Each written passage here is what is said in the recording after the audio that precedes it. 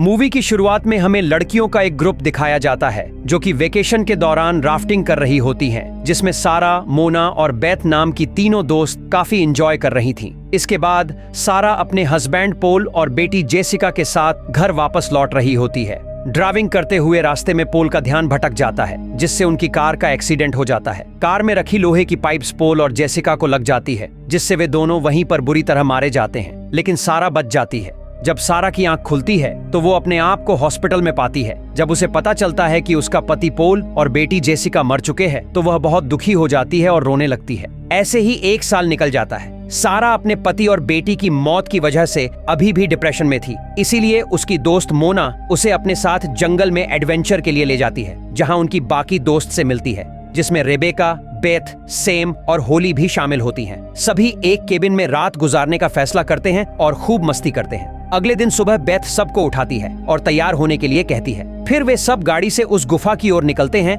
जहां जाने का मोना ने प्लान बनाया था। गुफा तक पहुंचने पर उन्हें पता चलता है कि वह एक कुएं जैसी दिखती है। वे सभी रस्सियों के सहारे अंदर उतरते हैं। अंदर बहुत सारे चमगादड़ होते हैं जिनसे सारा डर जाती है। गुफा में आगे बढ़ते समय मोना सबको गाइड करती है। चलते चलते मोना सारा से माफी मांगती है क्योंकि एक्सीडेंट के वक्त वह उसके साथ नहीं थी, लेकिन सारा कोई जवाब नहीं देती और आगे बढ़ जाती है।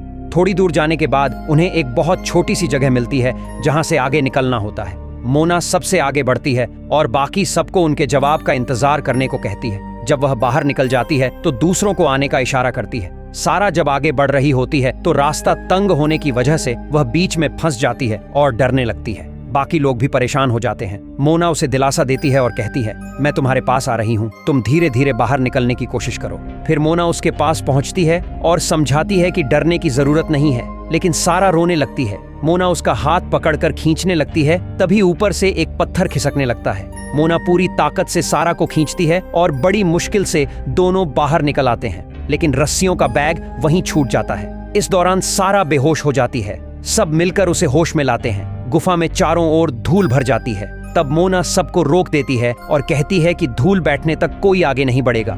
इसी बीच उन्हें पता चलता है कि उनसे पहले यहाँ पर कोई नहीं आया होगा, मतलब कि मोना ने उनसे झूठ कहा था कि इस गुफा को आज तक किसी ने भी नहीं देखा और उन्होंने ही आज इस गुफा की खोज की है। यह सुनकर सब बहुत परेशान हो जाते हैं क्योंकि अब वे यहाँ फंस चुके हैं और बाहर निकलने का कोई रास्ता नहीं है। फिर वे आगे बढ़ते हैं और ऐसी जगह पहुंचते हैं जहां बीच में एक बहुत बड़ी खाई होती है।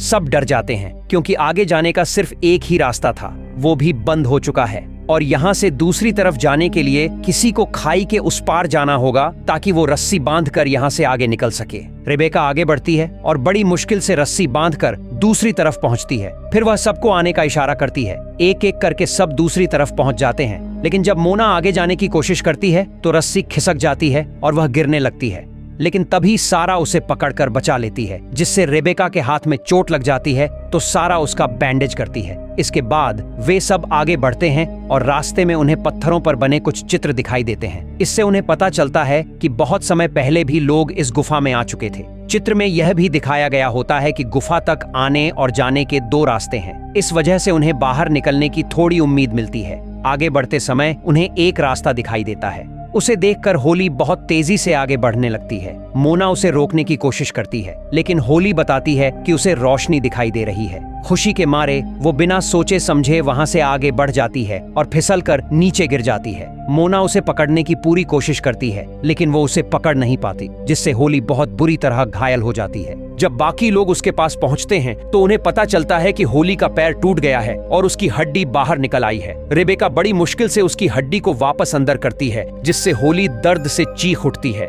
इसी बीच सारा इधर उधर देख रही होती है। तभी उसे एक अजीब सा क्रिएचर पानी पीते हुए दिखाई देता है। यह देखकर वह डर जाती है और सबको बताती है, लेकिन जब वे दोबारा देखते हैं तो वहाँ पर कोई नहीं होता। सारा को लगता है कि वहाँ पर कोई इंसान भी मौजूद है, इसीलिए वो कहती है कि शायद वे लोग हमें बाहर निकलने में मदद कर सकते हैं, लेकिन बाकी कोई उसकी बात पर विश्वास नहीं करता। इसके बाद वे सब आगे बढ़ते हैं और एक ऐसे स्थान पर पहुंचते हैं जहां चारों तरफ जानवरों की हड्डियां बिखरी पड़ी होती हैं। ये देखकर सभी डर जाते हैं।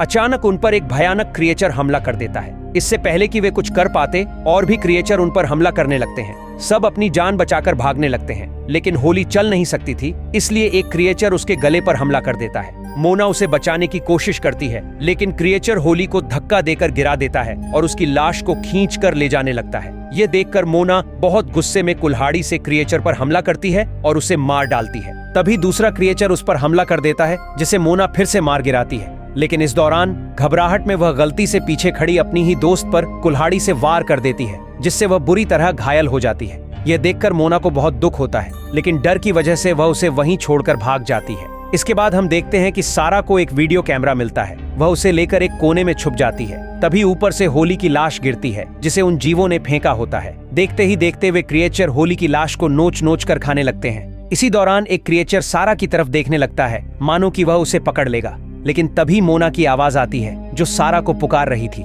यह सुनकर वह क्रिएचर मोना की तरफ बढ़ जाता है। इधर सैम और रेबेका भी छिप जाती हैं, ताकि क्रिएचर उन्हें न ढूंढ पाए। लेकिन अचानक सैम की घड़ी की आवाज आती है, जिससे क्रिएचर उनकी ओर दौड़ पड़ता है। सैम तुरंत अपनी घड़ी उतारकर फेंक देती है और दोनों बच निकलते हैं। फिर सारा होली की लाश से कपड़े निकालकर एक मशाल बनाती है ताकि रोशनी मिल सके। इसके बाद वह आगे बढ़ती है। दूसरी ओर सैम और रेबेका पर कुछ क्रिएचर हमला कर देते हैं। रेबेका उनसे बचने की कोशिश करती है, तभी मोना भी वहां पहुंच जाती है और मिलकर कुछ जीवों को मार गिराती है। फिर जब सैम सारा से बाकी लोगों के बारे में पूछती है तो सारा बताती है कि होली और बेथ दोनों मर चुकी हैं। यह सुनकर सैम बहुत गुस्सा हो जाती है और मोना भी रोने लगती है, क्योंकि उन्होंने यहाँ आकर गलती जो कर दी थी। इसके बाद वे एक क्रिएचर को देखते हैं और उन्हें पता चलता है कि ये प्राणी पूरी तरह अंधे होते हैं। वे कुछ देख नहीं सकते, बल्कि आवाज सुनकर ही हमला करते हैं। यहाँ मोना बताती है कि उसने गुफा में कई निशान देखे हैं, जिनकी मदद से वे बाहर निकल सकते हैं। सैम बाहर जाने की बात करती है, लेकिन मोना कहती है कि वह सारा को छोड़कर कहीं नहीं जाएगी।